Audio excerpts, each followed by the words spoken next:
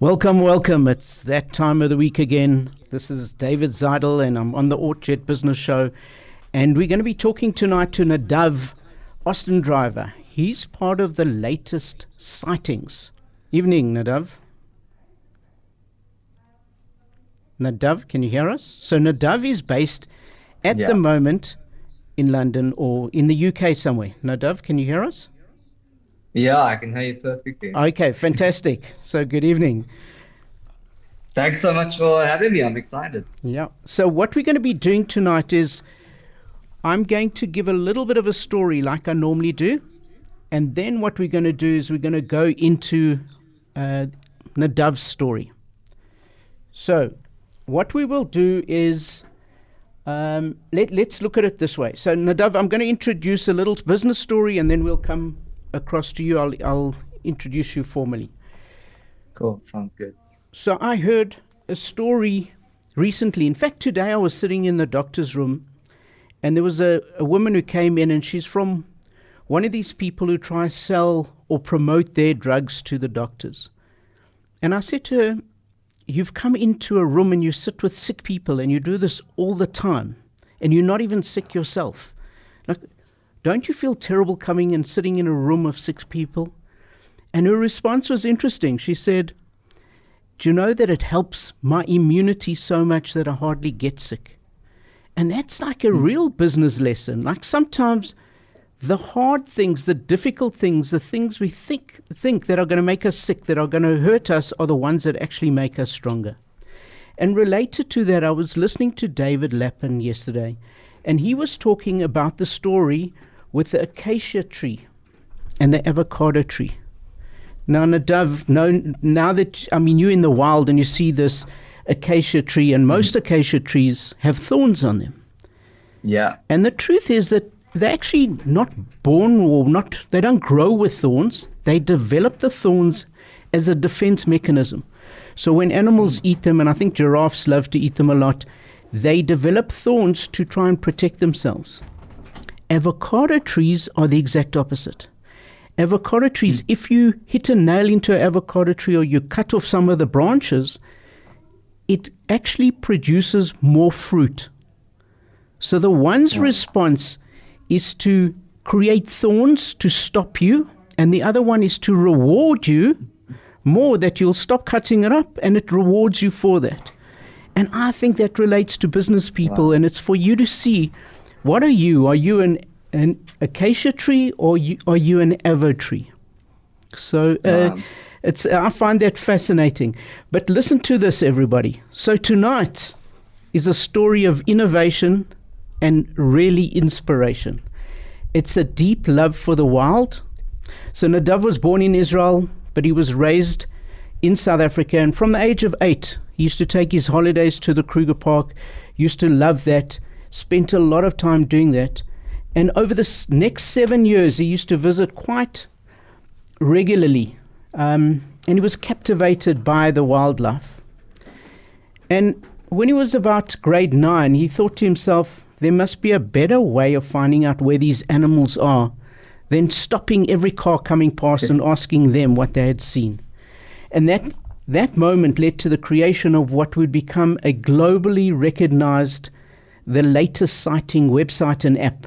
And what it's built to connect nature lovers and let them track the animal sightings in real time wherever they are.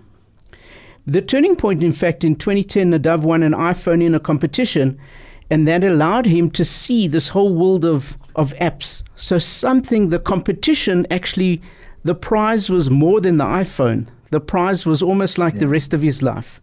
And then he monetized it through allowing others to connect with their YouTubes. And one of the things, and Nadav will go into this, there was the Battle of Kruger, which was a very well-known clip that everybody watched, and I think it was buffaloes and lions, and it was a fascinating thing. And that kind of Nadav piggybacked on it with another video of the Battle of Kruger, but a different one, and that kind of launched him. And again, that lesson is about taking or making use of opportunities as they arise. So Nadav, hopefully you'll be sharing your story with us. I've given a little bit of background to it. So welcome to the show, and just take us back to the early days, and how did the idea come up? Did I reflect your idea correctly? How did this idea come about? And a lot of us have ideas, but we never turn it into something practical. How did you go from the idea to making it practical? So the basis of why I created it is exactly that. I was going to the Kruger and all the different game reserves, Pilanesberg, and all I wanted to do was to see animals.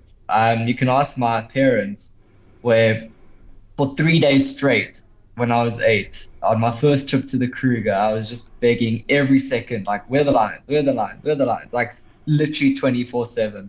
And on the last day, the last sighting was a pride of lions in the road. And so that was like the moment where I really got hooked. And I'm sure you'll speak to every other bush lover out there. Like, there was a moment where they just got hooked to it. And that was definitely that for me. But I always like to kind of be as like efficient as possible in whatever I do. And whether it's the Kruger or anything. And I found that when we were driving around the whole day looking for the animals, even though that is fun and we're there to be in nature, I still kind of wanted to see more and to use our time better by spending it at sightings type of thing. But I didn't know where they were. And the best way was to look at the sightings boards in the camp, which are little magnets people put on where they saw a lion. Those aren't very accurate, but the kind of the best and most accurate way was to just stop and speak to people.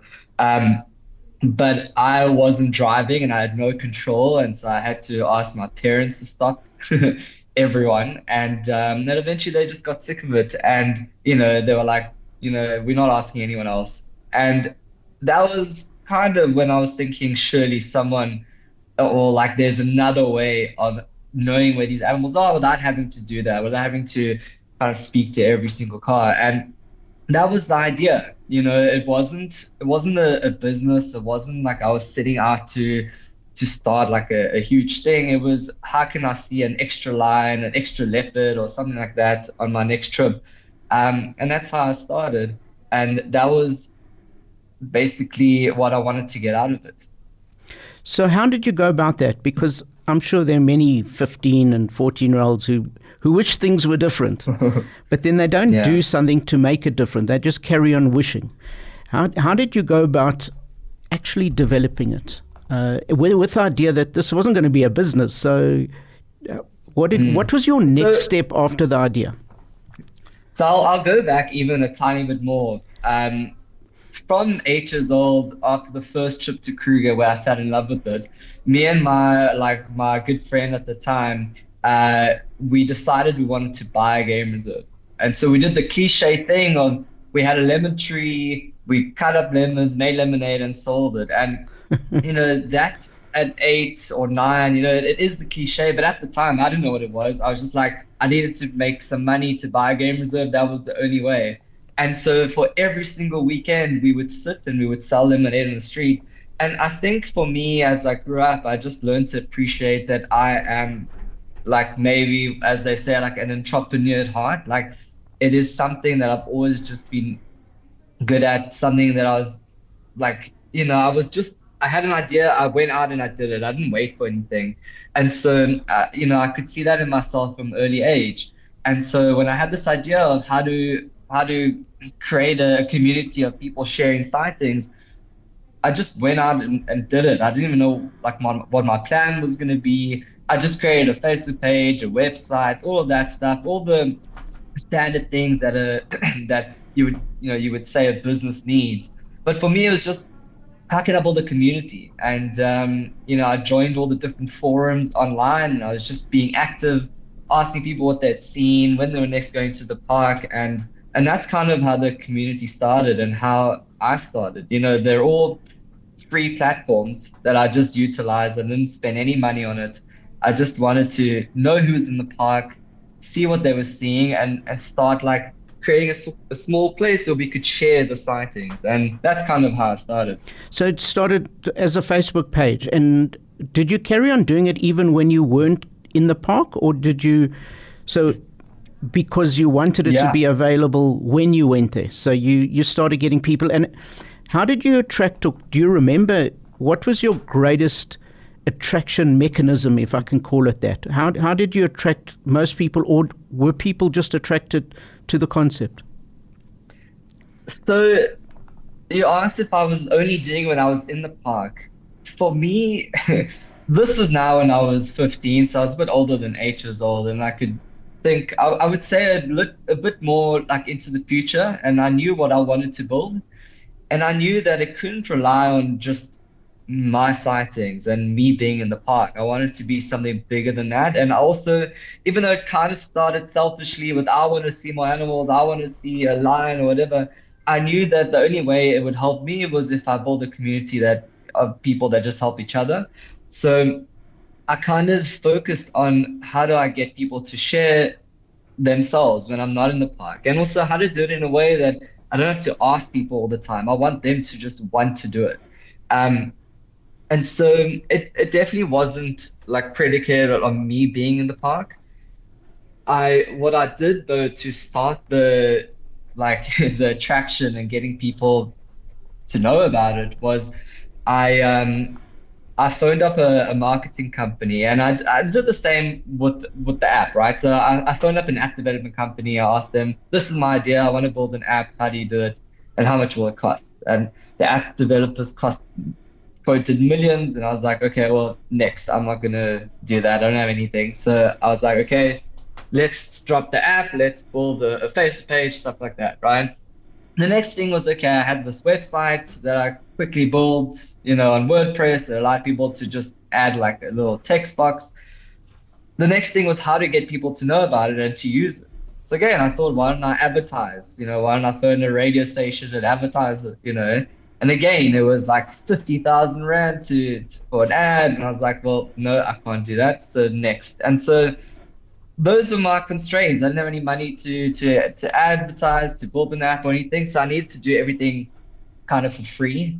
And the only way that I could think of was social media platforms. And this was back in 2011, where even Instagram was like not even like heard of. I didn't know about Instagram at the time. And, so this was like, that was the only way to reach millions of people at the time. And so I was thinking Twitter, I want people who will use the app, who will be active and who will share sightings. Those people might be on Twitter and might be tweeting. And if they're doing that, then those are the perfect people who would also share their sightings in the app. So what I wanted to do is I would look at every single tweet that had the word lion in it, that had the word Skukuza in it, which is a camp in the Kruger Park, every tweet that had the word Kruger in it, and basically analyze that and read and see if that person was in the park and speak to them. And I had like 500 tabs open, literally, and I would literally just sit and read tweets all day. And I would see every so often someone was in the Kruger and they just saw a lion. And okay, I was like, okay, that's like 2 kilometers from this road. Let me tell every other person that I knew who was in the park about that lion, and maybe if they get to see it, they will find it useful. And that was basically how I did it. I found people who were in the park. I'd help them first with the sighting. And if they found it useful, 99% of the time, they wanted to know where other sightings were. And I was like, well, join the community, share your sightings. And that's how it started. And basically, we grew to like thousands of users by the end of like the first December holidays, which was really, really cool. And I was excited. I basically started this in December, where everyone was on holiday. I had time to just focus on it, and it was exciting that by January we were already getting sightings every single day, and it's never stopped since then. So, yeah. So this was on what platform was this? That originally, when you said you had so many users, what platform was that on? Was that on Facebook or on Twitter? Yeah, it was kind of everywhere. I think at the time I'd already won that iPhone that you mentioned. So I I built a website that allowed people, kind of like a Facebook status, was to type a little text, a little message. And what I did is I wrapped that into an app. And so I started pushing everyone to the app. Um, and so that was where I counted that we had like thousands of users. I think we had over 30,000 downloads in the first 3 months, Wow. which was crazy. And it went pretty viral, like, because it was brand new. Then it, it quietened down. We weren't getting like 30,000 downloads every 3 months, but that was like a crazy good start. Great. So if you're wondering who I'm talking to Nadav Ossendryver, the owner, the creator of Latest Sightings, which is an app which allows you to know where the animals are in the game park based on the sightings of other people. Then, Nadav, so where did you go from there, and at what stage did this feel like this is no longer just a hobby, this can be a business? There were quite a few stages when I felt that. And I also wanted to say to the previous question about the attraction, right? I would say the first and biggest turning point was in January of 2012. So I started in 2011 in December around, and January 2012 there were floods, and it was destroying the Kruger. Every road was flooded and stuff like that. And now suddenly everyone had a place to share the photos of the flooding, and it was Latest Sightings. And it was the first time that news agencies were linking to us and discovered us. And I think we skyrocketed like from there, from that little flood situation in January. And I think that was also a huge turning point to suddenly people realizing what this was, and that it was available. The other point where I started realizing that this could be a lot bigger than just me was when my phone was getting confiscated almost every single day at school. I was having to leave every day at school for different things. I wanted to set a meeting here and there, or a radio interview, or whatever it was. And school started wondering, like, what is happening? What am I doing? And will it affect my grades? And I think that was like a point where I was like, okay, I might need to hire someone. And I think about grade 10 was when we hired our first person to look after the sightings while I was at while I was at school, sorry. And they would look after the community, repost all the sightings and stuff like that. And I was like, wow, I've got someone kind of working for me. This is crazy. And that was definitely when I felt like, okay, this might be a business, but how do we monetize it? And that was the next stage, which was then working on different ways to start making money out of this. So I definitely want to get to the money-making side of it. But just before I get there, how did you decide who you're going to hire? And did you have funds to pay them with originally? Because a lot of small businesses, we go through growth of different things. Your first phase is to hire your first person is like your biggest, almost like your biggest decision, and then it's your 10th person, and then it's your 100th person. So, just take us through your phase of how did you find the person, and how did you pay them if you weren't making money yet? So, basically, how we hired the first person. I mean, also this was long ago. I might not remember the exact steps, but I was pretty much talking to every single person that was part of the community, every single one. We had WhatsApp groups, and right now I think we have like 50,000 members on the WhatsApp groups, but at the time it was maybe 1,000 or a few hundred. So I found it like easy to talk to everyone. And there was one person who was just super, super friendly, who was so excited about the park. Her name was Jolene, and she ended up being our first employee. I was just speaking to her every day about like what she had seen that day, where the animals were, and helping her with sightings. And then I think she just like found out more about us, and that it was basically just me. And I think she just said, if you ever need anyone to help out, then yeah, it'd be great. So I realized, yeah, I do need someone to help out. And so we hired her. In terms of money, I think I I don't fully remember if we were earning by then. I think we would have started the YouTube channel pretty early on, but in terms of hiring her, we also had some investment in the beginning to start focusing on the app and building something more than just a web page, you know, in a smaller website, but to make it more featureful and stuff like that. And I think we would use some of that money to pay her. It also wasn't so much, it was basically just the entry level posting sightings on the WhatsApp groups and on the website. But that was basically our first employee, and it was it's a huge learning curve, understanding how to lead and how how not to lead and how to speak to people. It was just an amazing thing that I carry with me every day now. Yeah, wow. So I think it's incredible that you went through that whole phase. And then when you talk about the YouTube channel, do you remember when you started it, how you started it, and what was the purpose to try drive people to the app? Did you have that in mind as a mechanism, almost like a marketing mechanism for yourself? Yeah, definitely. As people started sharing a lot of sightings within that, on our WhatsApp groups, on our website, I very quickly saw that we were going to get amazing sightings, and amazing photos and amazing videos. And just kind of like the Twitter thing, the best way to build a community online was with good content. And what we did is, okay, Facebook page, let's post all the amazing story-based sightings and all the amazing photos on our Facebook page.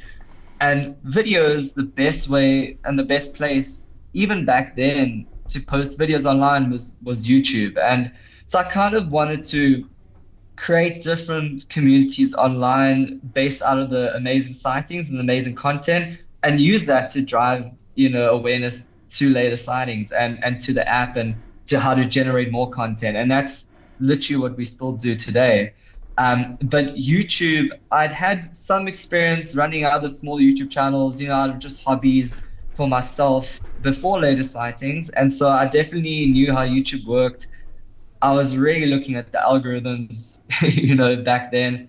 And so I converted a YouTube channel to be Latest Sightings and started posting all the videos from the community on there. And yeah, we were starting to really go viral. But it was still a long process from, I think the first year we only had 100 subscribers. And looking at people today, they want millions and millions in the first month, and if they don't, it's a failure. It's a long process, and I loved it. And if we look at it today, how many people have you got on the Latest Sightings, and how many subscribers have you got to YouTube? Do you know the numbers? So overall, we have over 25 million followers now on all our different platforms.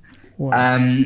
And something that excites me is that every single social media platform that we're on, we have over at least 1 million followers, and I think that's just exciting because our team in the office every day, we're analyzing how to be the best and how to get each sighting to do the best that it can.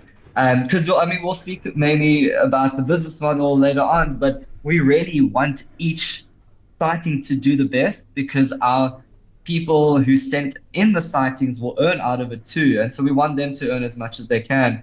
So, the fact that our Instagram has, 1 million, or our YouTube has 6 million, it just shows how much work we put in and how we take every little detail into account, in what we release. And I think that's super important. But yeah, starting it, I could never imagine that we had over 1,000 people interested in the Kruger, let alone 20 million. It's crazy to think. And when somebody uploads the video, do you always just put it out like it is, or do you touch it up in some way? Do you add some value to it in some way? So we will almost never ever just post it as it is. You know, as our YouTube channel grew, we joined the YouTube Partner Program, which is basically when YouTube decides that you're starting to get a lot of views, we'll put ads on those videos and you'll earn. And that was really when the business started. And when we, when we took the content and editing even more seriously. So basically, every sign that we'll get, we'll analyze every single second, the thumbnail, the title, and we'll optimize it so it can do the best as it can. And that's what we sit and do basically every single day.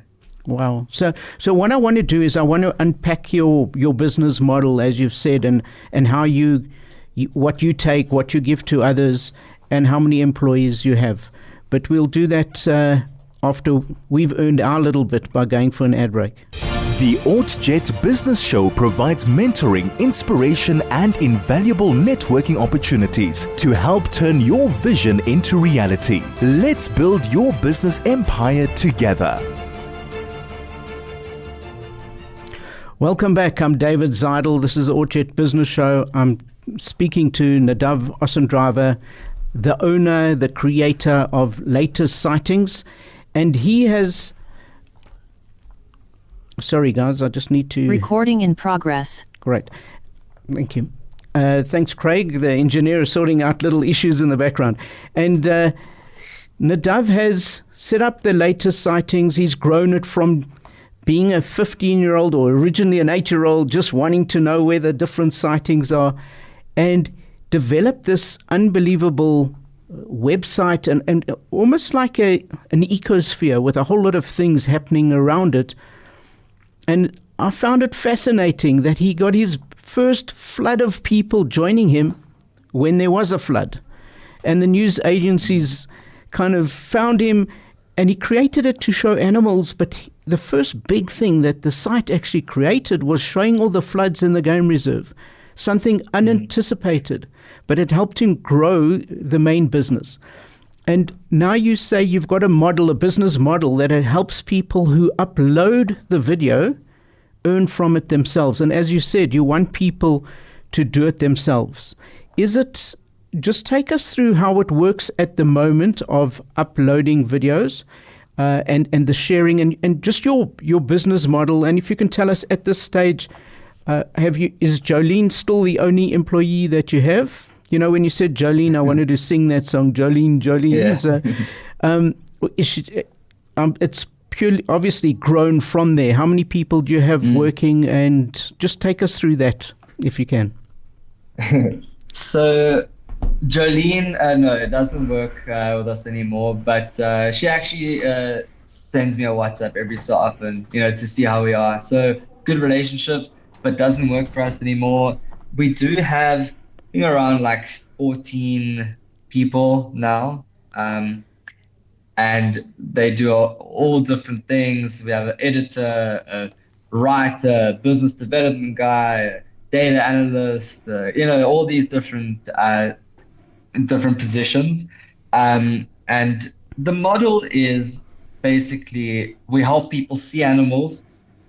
Some of those sightings will be boring, like just lions sleeping as they do, but maybe 0.5% of those sightings will be like never before seen crazy stuff. And that's what we live for. We'll see a sighting come in, or let's say a lion riding a giraffe that's riding an elephant, something like that, and we'll be like, okay, this is crazy, this is good. We'll reach out to the person who posted it. We call it ting it. So, just like Twitter, it used to be you tweeted something. For us, you ting it on Latest Sightings. So we'll reach out to the person who tinged the sighting. We'll tell them, we think this sighting could do well. We think our community will love this. Can you send in all that you have? All the photos, all the videos from the sighting. And basically, our team will then sit and review it. And if we think it is a good quality sighting, we will then accept it. If not, we'll reject it, and then we just won't use it. But if we accept it, we then take exclusive rights to the footage. and we'll work hard on it. And we'll sit, we'll edit it, we'll come up with a really nice story, and then we'll post it. And then we hope for the best. I mean, at the end of the day, it is hoping for the best. You don't know how the world will react. But over the last like 10 plus years, we've kind of learned to understand what the world likes in terms of sightings, and and that's why we know what to accept and what not to accept. And then when we release it, if it does well, then the video will earn through ads, sometimes through license sales, or through other means like TV shows and stuff like that. And whatever a video earns, we'll allocate the earnings to the filmmaker that originally shot it. It will be either on a revenue split, or we'll sometimes buy videos out upfront. And yeah, so that's why we want every video to do as well as it can, because then the filmmakers will also earn. And something that we learned and saw a lot during COVID was when the parks were closed, the game rangers weren't earning anything, and the guides weren't earning anything because there was no tourism. We suddenly got a huge influx of videos because everyone had time to now go through their archive. And suddenly we were a second income stream to a lot of the guides. And it was incredible to see that sometimes, and some of the guides earned almost a year's salary in 1 month because their video went viral. And that happens on a regular basis. And it's so exciting, as a business to see that, but also as a wildlife lover to see that still amazing sightings come in and still people get excited by it. Yeah, it never gets old. So what's the most an individual video has earned for the creator of that video? So if I've got a video and I think, wow, this is going to be great, what's the record I have to beat?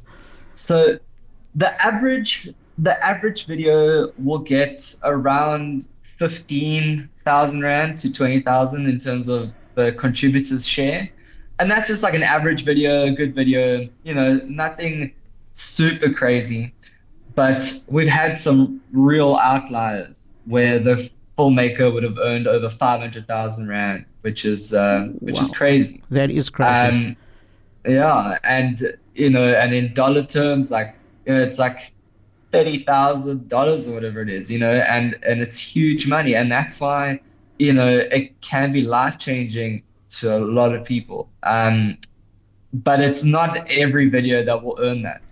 And we try to get people excited. We also try and not sell it that you'll earn 500,000, because it's very rare. And that's why these videos do well, because they're rare. If every single video is crazy, you know what I mean? You will get used to it. But it's amazing to see the potential. And we're always trying to increase that average. Before the average was 5,000, now it's like 20,000. We're trying to increase that average return per video for the filmmakers all the time, because then we'll just get more footage and and grow a bigger community. So the kind of the videos that people are sending in, what have you seen a theme around them? Or let me go back one. The video that earned the 500,000, what was unique about that one? Do you remember what that one was? And then once you've explained that, if you can go to the ones that earn 20,000. I mean, that's fantastic to earn 20,000 on a video I've just taken. Is there a theme that runs through it? Kind of what makes it saleable? Yeah, the biggest theme that we look for is literally, it sounds so standard, but a story. We need a beginning, a middle, and an end. We find any video that has one of those cut out, like they didn't get it, or it happened behind the tree, or whatever it is, they just don't do nearly as well. And what's been the most frustrating over the last like 10 years of running this is how the TikTok mindset and the Instagram story mindset is that people are only shooting 5-second videos now. And so we're not getting the full story nearly as often.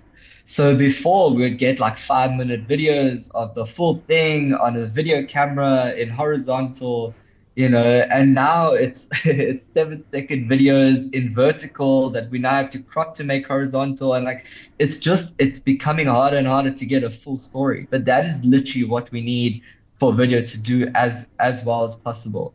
Um, the other one that's also contradictory to what a lot of people believe, is that we don't want kills.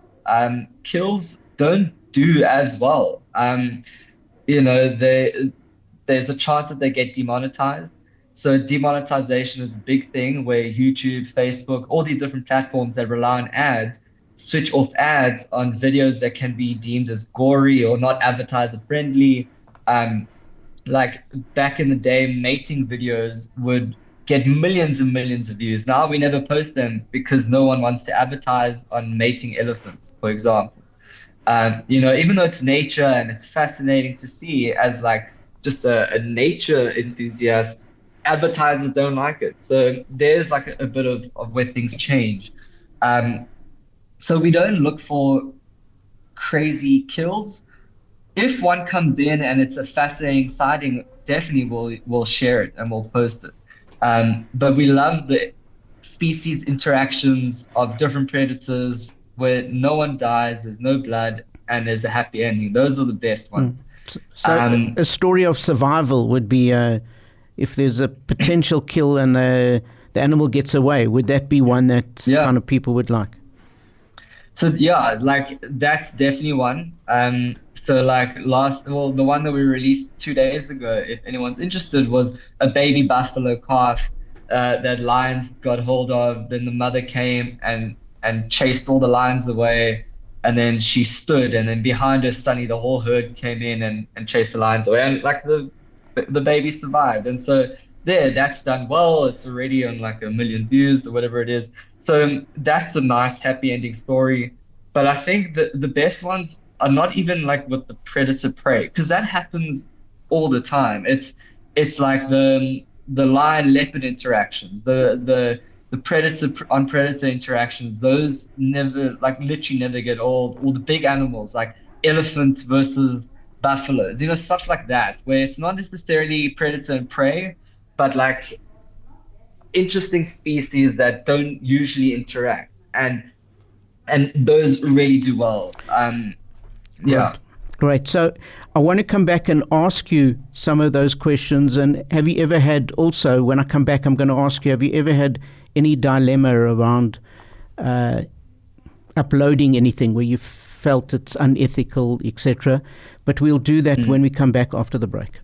The ORT Business Show provides mentoring, inspiration, and invaluable networking opportunities to help turn your vision into reality. Let's build your business empire together.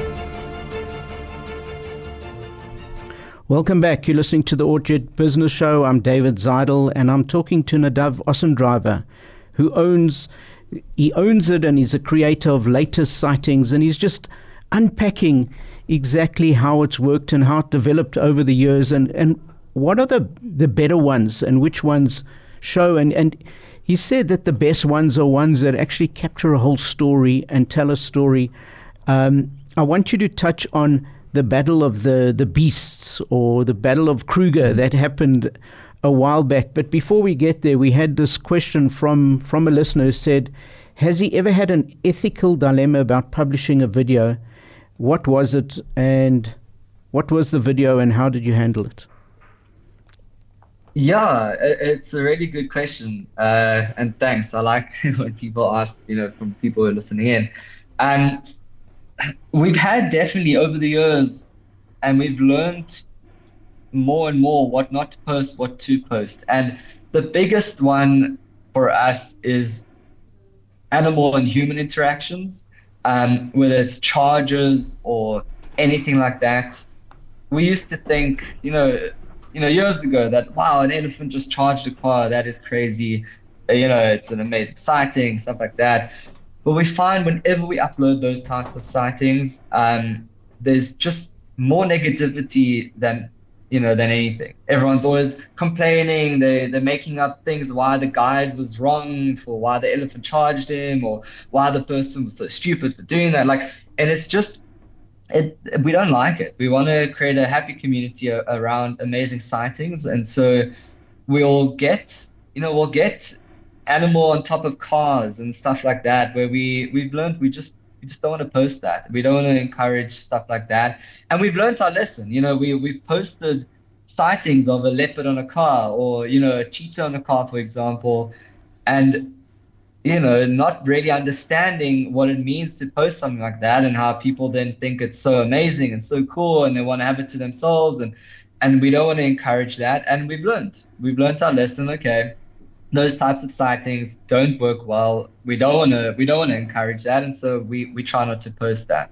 And it's a calmer community because of it. We also there was a sighting of I think a crocodile that killed a dog, and we posted that. Someone just posted that sighting on the group. It was shared, and also the reaction was like none other. We never understood. We never really thought what the reaction was going to be. We didn't post it as a sensational thing. It was just a sighting that came in. It's unusual to see a dog in the Kruger, but it happened. And also the reaction was very, very much a lesson for us. So we've also learned not to post any animals that are domesticated, that can be domesticated, because also people have a huge connection to those types of animals, and it can really be sad to see one of that's been taken away, even though it's it could be compared to a crocodile that kills an impala, for example, but that's more natural than a dog or a cat or stuff like that. So we've learned that, and we try and learn all the time, and we'll definitely post something that might be unethical in the future, and we'll learn from it, and we'll change the way we do stuff. Great. So we haven't got much time left. It's amazing how this flows. Wow. Just for somebody who's starting up, maybe another Nadav who's at school now, who is 15, 16-year-old, starting up a channel that they're doing, how do they go about monetizing it? What could they learn from Nadav? What could you tell them about earning a little bit of pocket money from opening up a YouTube channel, for instance? So with social media today, I think there's so many avenues, way more than just YouTube. And there might be places that are easier. YouTube is obviously now very much mainstream, and a lot harder to stand out, but I'll definitely start with that. If they want practical advice and not really what to make a channel about and stuff like that, but let's say they have a YouTube channel and they have something that they're already doing, I would definitely suggest doing the short form content, just to suddenly get a huge boost of views. It's an amazing way to reach millions of people without any followers, and then use that to start building a bigger and more loyal community. Some of our short form videos, like on TikTok and on YouTube and on Instagram, have over 400 million views on one post, and we have nowhere near 400 million followers, and so that's a huge way nowadays to start standing out. And then you use that community to start monetizing your channel. That would definitely be my practical advice. Okay, great. Thank you. I'm getting the frantic signs from our sound engineer saying it's time to wrap up, and I'm like, no, I don't want to wrap up yet. Yeah. So I just want to thank you so much for being on this. The lessons that we've learned, and maybe we can unpack another time specifically on the lessons, was you all you wanted was to see the lines, and now you're drawing the lines and showing us how to do the right things. So Nadav, thank you so much. We're going to all be following your latest sightings, and I just want to say thank you so much, and for sharing what you've shared. I'm David Zeidel. No, it's a pleasure. This is Nadav Ossendryver, Latest Sightings, and you've been listening to the ORT Business Show.